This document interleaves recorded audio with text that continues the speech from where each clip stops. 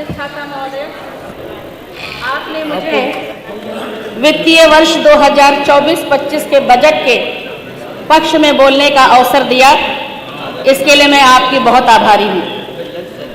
वैसे सर्वप्रथम आदरणीय अध्यक्ष जी नहीं हैं, मैं उन्हें भी उनके द्वारा जो नित्य नए अभिनव प्रयास किए जाते हैं विधानसभा को और आकर्षक सुसज्जित बनाने के लिए, और इस बार भी माननीय मुख्यमंत्री जी और आदरणीय विधानसभा अध्यक्ष जी द्वारा विधानसभा के स्मृति चिन्ह के रूप में जो प्रत्येक सदस्य को एक स्मृति चिन्ह दिया गया, उसका भी आभार प्रकट करती हूँ। आज एक बहुत खुशी का माहौल है और जब बोलने का अवसर मिला है तो कहीं मैंने पढ़ा था और महसूस भी उसको बहुत शिद्दत से किया है कि चीर के जमीन को उम्मीद मैं बोता हूँ, मैं किसान हूँ, चैन से कहाँ सोता हूँ।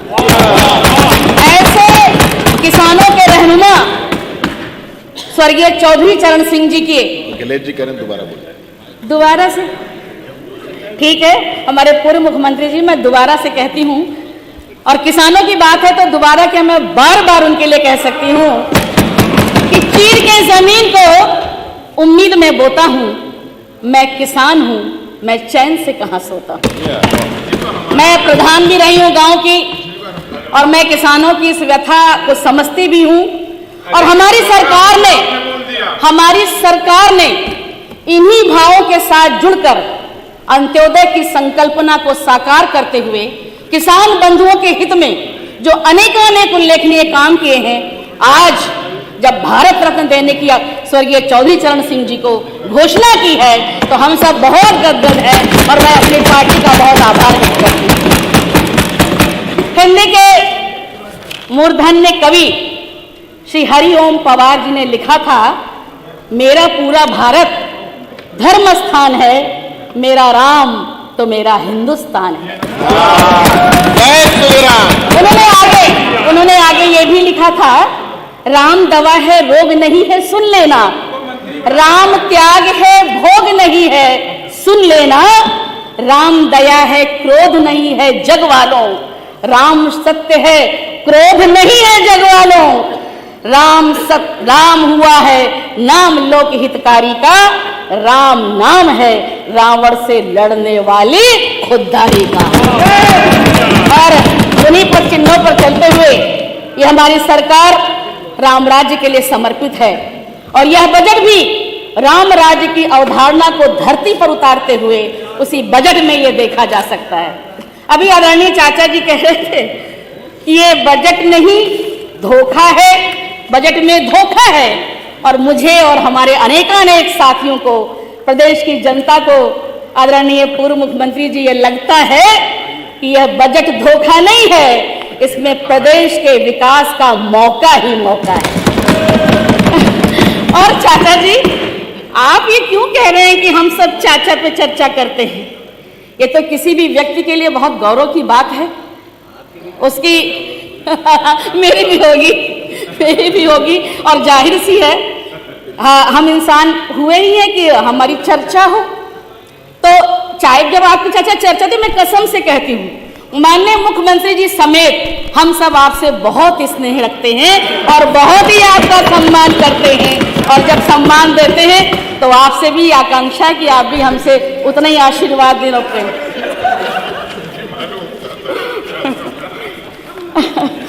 माननीय मुख्यमंत्री जी को मैं बहुत ही संवेदनशील और विद्वान वित्त मंत्री हैं आदरणीय वित्त मंत्री जी। उन्होंने पिछले कार्यकाल की बजट की तरह इस बार भी एक लोक कल्याणकारी बजट को प्रस्तुत किया है। यह बजट हमारे प्रदेश का शासन कहीं न कहीं केवल राम राज की अवधारणा से अभिसिंचित है, साथ ही साथ सामाजिक, सांस्कृतिक एवं आध्यात्मिक उन्नति की ओर प्रदेश को ले जाने वाला है। मर्यादा पुरुषोत्तम राम का जीवन हजारों हजार बरस से देश और दुनिया को जीवन के महत्तर आदर्शों की ओर अग्रसर करने के लिए प्रेरित करता है। भगवान राम है क्या? भगवान राम भारत के राजा हैं, वनवासी गिरवासी के सहयोगी हैं, राम भारत के मित्र हैं, राम भारत के पुत्र हैं, राम भारत का शील है, राम भारत की मर्यादा है, और हजारों हजार बरस से इस राम राज के लिए दुनिया तरस रही थी। राम राम राज्य के अधिष्ठाता हैं। आज यह राम राज्य यहाँ पर दिखाई पड़ रहा है और इस बजट में भी इस बात की घोषणा हुई है कि कैसे हम राम राज्य के लिए आतुर और व्याकुल हैं। आदरणीय चाचा जी ने कहा कि दैहिक दैविक भौतिक तापा राम राज्य काहू नहीं व्यापा। इसी की आगे की लाइन है, नहीं दरिद्र कोई दुखी न दीना, नहीं कोई अबुध न लक्षण हीना। चाचा जी ने मुझे हिंदी में हम सबको इसका अर्थ भी समझाया। जिनको अर्थ नहीं आता है इन लाइनों का अर्थ भी बताया कि दैहिक का मतलब कि किसी को कोई शारीरिक कष्ट न हो। इसके लिए प्रधानमंत्री आयुष्मान योजना के तहत सबके जीवन के स्वास्थ्य को सुधारने का काम किया जा रहा है। अभी हमारी आंगनबाड़ी बहनों को भी उससे लक्षित करने का एक संकल्प सरकार ने लिया है। तो कोई भी दैहिक दैनिक भौतिक तापा नहीं होगा, यह मैं आश्वासन देती हूँ। आदरणीय अधिष्ठाता महोदय, हमारी सरकार के आने के बाद माननीय प्रधानमंत्री जी के सबके साथ सबके विकास के नारे के बीच माननीय मुख्यमंत्री जी आदित्यनाथ योगी जी के कुशल नेतृत्व में कानून व्यवस्था में अभूतपूर्व सुधार हुआ है। हमारी सरकार के आने के पहले उत्तर प्रदेश में वही होता था जिसे कौटिल्य ने मत्स्य न्याय की संज्ञा दी, यानी सीधी भाषा में हम कहें तो जिसकी लाठी उसकी भैंस। हमारी सरकार के कुशल नेतृत्व के कारण हमने सफलतापूर्वक कानून का राज्य स्थापित किया है। उत्तर प्रदेश को उत्तम प्रदेश में रूपांतरित करने की पहली आवश्यकता को धरती पर उतारने का काम किया है। इस सरकार से पहले किसी ने भी अपराध और अपराधी, भ्रष्टाचार और भ्रष्ट के लिए शून्य सहिष्णुता के बारे में कोई शब्द ही नहीं सुना था। ये माननीय मुख्यमंत्री जी ने करके दिखाया है, क्योंकि जिंदगी को आसान नहीं, खुद को मजबूत बनाना पड़ता है। सही समय कभी नहीं आता, समय को सही बनाना पड़ता है। जो महिलाओं के खिलाफ अपराध करते हैं उन्हें माफ नहीं किया जाना चाहिए। ये हमारे मुख्यमंत्री जी के शब्द हैं। उत्तर प्रदेश ने महिलाओं के खिलाफ अपराध के मामलों को सुलझाने में देश में अपनी पहली जगह, दूसरे स्थान पर अपनी जगह सुरक्षित की है। जो कहा वो करके दिखाया। माननीय विधायक जी, समय हो गया है। एक सदस्य जी का ने कह दिया कि अपना समय हम आपको नहीं हुआ हमारा ले लीजिए। अब तक ध्यान में न आने वाली आधी जनसंख्या विकास में बराबर की भागीदार बन सके, मोदी जी द्वारा लाया गया महिला आरक्षण विधेयक भी इस दिशा में एक ऐतिहासिक कदम भी है। और इसीलिए आज योगी मोदी राज में वो समय आ गया है जब महिलाओं की आवाज सुनी जा रही है। वो महिला चाहे इधर बैठी हो चाहे उधर बैठी हो, आज एक दिखा दिया है। सरदार जी, हमारे प्रिय सरदार जी, मुझे आवाज उठाने दो, मुझे आवाज उठाने दो। आधी आबादी की हकीकत दुनिया को बतलाने दो। कितनी अग्नि परीक्षा लोगे मेरी, कभी मुझे भी तो आजमाने दो। इस आधी आबादी की हकीकत दुनिया को बतलाने दो। और ये कोई भी महिला हो, किसी भी दल की महिला हो, इसके लिए अगर किसी ने संबल दिया है तो आदरणीय मोदी जी और आदरणीय योगी जी ने दिया है। और आज इसी शक्ति के कदमों की थाप को लेकर उत्तर प्रदेश के मुख्यमंत्री जी ने उत्तर प्रदेश को $1 ट्रिलियन की अर्थव्यवस्था में बदलने का संकल्प किया है, क्योंकि महिला शक्ति के बिना यह सपना संभव नहीं है। मैं आपको कुछ नहीं सुनाऊंगी, क्यों जा रहे हैं। निराश्रित महिला पेंशनरों को पेंशन की चाचा हमारे बहुत प्रिय हैं और बहुत आशीर्वाद भी मुझे देते हैं। महिला किसान सशक्तिकरण परियोजना के अंतर्गत वित्तीय वर्ष 2024-25 में 200 उत्पादक समूहों का गठन करके तकनीकी सहयोग प्रदान किया जाना लक्षित है। कहाँ जा रहे हैं माननीय मंत्री जी? बेसिक शिक्षा में बहुत उल्लेखनीय काम किया है, अभी बता रही हूँ। और आज जब हम बैठते हैं महिला विधायक कक्ष में, तो प्रत्येक महिला के अंदर जो जोश देखते हैं और इस योगी शासन काल में देखते हैं, तब लगता है कि हमारी सरकार कितना हमारे लिए काम कर रही है। और इतना सशक्त हमें बनाया, इतना संबल दिया कि जिम्मेदारियों का बोझ कांधे पर पड़ा तो ऑटो रिक्शा भी चलाने लगी बेटियां। साहस से अंतरिक्ष को भेद डाला, सुना है वायुयान उड़ाने लगी बेटियां। और कितने उदाहरण ढूंढ के लाऊं, हर हर क्षेत्र शक्ति आजमाने लगी बेटियां, और वीर की शहादत में अर्थी को काना रहने प्रकाश भैया, अब शमशान घाट तक भी जाने लगी बेटियां। क्या साहस दिया है हमारी सरकार ने हमको। मैं सभी बहनों से पुरजोर समर्थन करवाने के लिए प्रार्थना करती हूँ। कहते हैं कहानियां सबसे सशक्त माध्यम होते हैं। मैं जरूर बताऊंगी आप लोगों को, और अपने बहराइच की सीमा की कहानी आपको बताती हूँ। हमारे गांव की महिला है सीमा देवी, केवल 33 साल की आयु में उन्होंने जो किया है चाचा, वो बहुत ही सराहनीय है। इस बार की भीषण गर्मी ने सीमा ने अच्छी फसल पैदा की। 33 साल की आयु में वो उस सफर पर निकली जिसके पीछे, अगर माननीय विधायक जी, एक और सदस्य तैयार हो गए कि हमारा समय दे दीजिए। सब दे रहे हैं समय बहन जी, और आप सभी विषय पर सबका समय मिल गया है। और उनके खेत इतनी गर्मी में तपते रहे, असाधारण है ना। बदलापुर जी, बदलापुर जी, बदलापुर जी, रमेश भैया, असाधारण है ना। गर्मी में हरे भरे खेत हो, और ये कैसे हुए? इसके पीछे है सरकार की दूरदर्शिता। बर्कले कंपोस्ट जो कैलिफोर्निया विश्वविद्यालय का उपहार है, और जिसे बहराइच से लेकर के उत्तर प्रदेश के गांव-गांव में फैलाने का काम उत्तर प्रदेश की सरकार ने किया। सीमा की यात्रा उन पूरे गांव की आशाओं का प्रतीक है जो मुख्यमंत्री योगी आदित्यनाथ और भाजपा सरकार ने नया दिशा देने के लिए संकल्प किया है। आज इस बर्कले कंपोस्ट ने न केवल खेतों को लहलाया है, बल्कि शहरी और ग्रामीण दोनों क्षेत्रों के संवाद को बढ़ा दिया है। हम भारत की जनसंख्या के 17% हैं, जिसमें से 56% हम काम करने के योग्य आयु समूह में हैं। पूर्व की सरकारों ने इसे विकास के इंजन में तब्दील करने का कोई काम नहीं किया। एक समय था आदरणीय अधिष्ठाता महोदया, जब इस सदन में लोग उत्तर प्रदेश को बांटने के लिए लड़ रहे थे, और हम पूर्वांचल एक्सप्रेस के माध्यम से पश्चिमी उत्तर प्रदेश को पूर्वी उत्तर प्रदेश से जोड़ने का काम।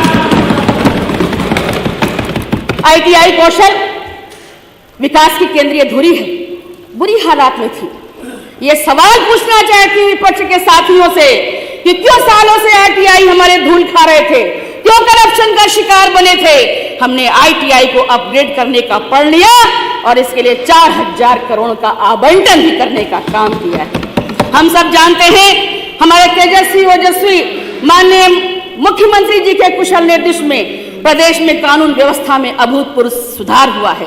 अवस्थापना और कनेक्टिविटी के उल्लेखनीय सुधार और विस्तार के फलस्वरूप 2023 में 40 लाख करोड़ से अधिक के निवेश प्राप्त हुए हैं, जिससे 1 करोड़ 10 लाख लोगों को रोजगार मिलने का अवसर प्रदान हुआ है।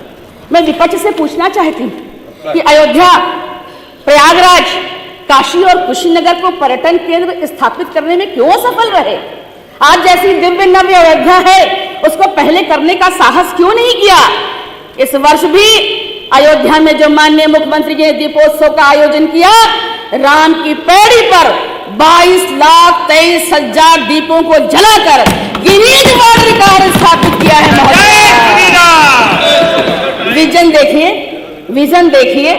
प्रत्येक विधानसभा क्षेत्र को एक पर्यटन क्षेत्र में बदलने की योजना है, और इसीलिए मैं माननीय वित्त मंत्री जी की, माननीय मुख्यमंत्री जी की भूरी प्रशंसा करते हुए आप सबसे कहना चाहती हूँ कि यूपी नहीं देखा तो इंडिया नहीं देखा। आज सबसे अधिक पर्यटकों कोई क्षेत्र, कोई राज्य आकर्षित कर रहा है तो यह यूपी है, और यह दोहरी इंजन की सरकार के कारण संभव हुआ है।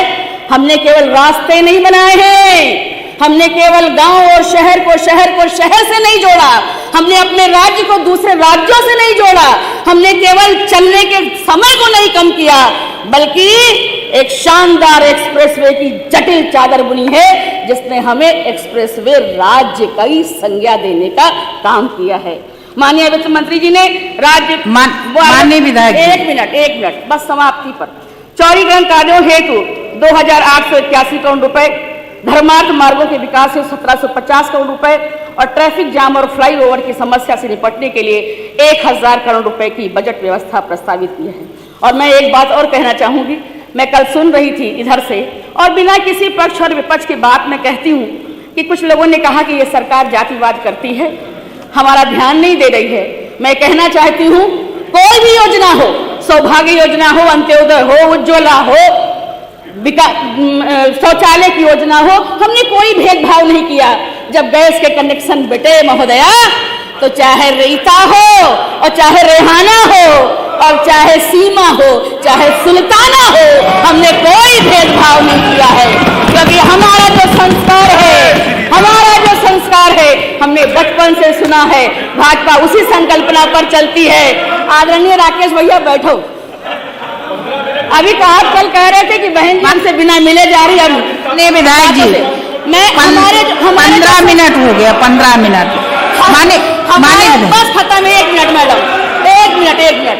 हमारा जो संस्कार है राकेश भैया, वो ये कहते हैं माननीय अधिष्ठाता महोदया कि मंदिर में दाना चुगकर चिड़िया मस्जिद में पानी पीती है। अरे पंजाब विरोधी है का?